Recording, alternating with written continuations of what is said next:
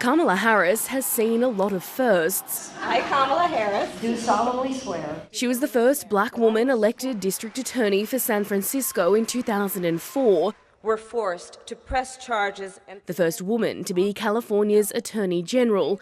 fighting to make sure those words always ring true. In 2017, she became the first Indian American elected to the United States Senate.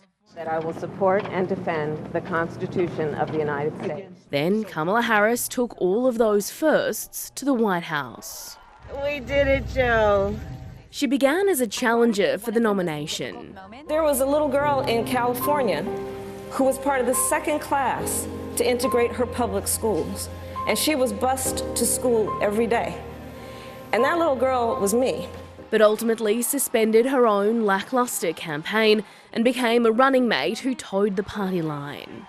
A friend of Joe Biden's late son Beau, the then senator, brought youth and diversity to a ticket headed by an older white man, while her previous life as a tough-on-crime prosecutor was an added advantage to a race centred on law and order.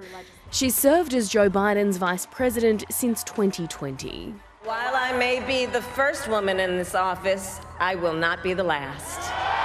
Her policies are progressive. I will always fight for a woman's right to make a decision about her own body. We have to take on the climate crisis, and we have to also lower monthly energy bills. Well, the investment we're talking about today will do both. But she's struggled in the polls. The vice president has an approval rating of around 38%, mirroring that of Joe Biden.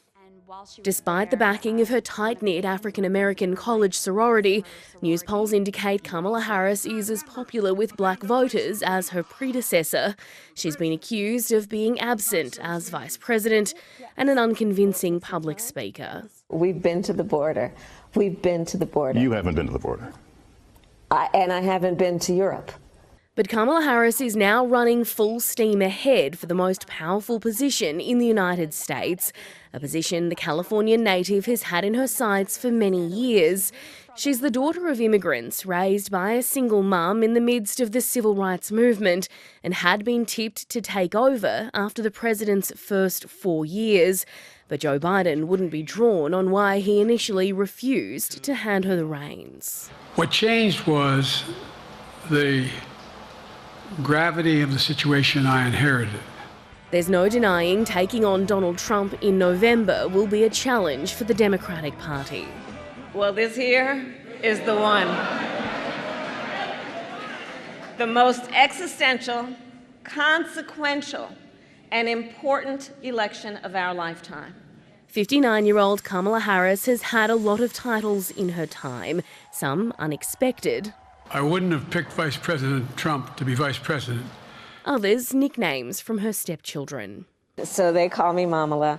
But today, the lawyer turned Democratic nominee hopes the next will be President of the United States of America. Melissa Mackay, ABC News.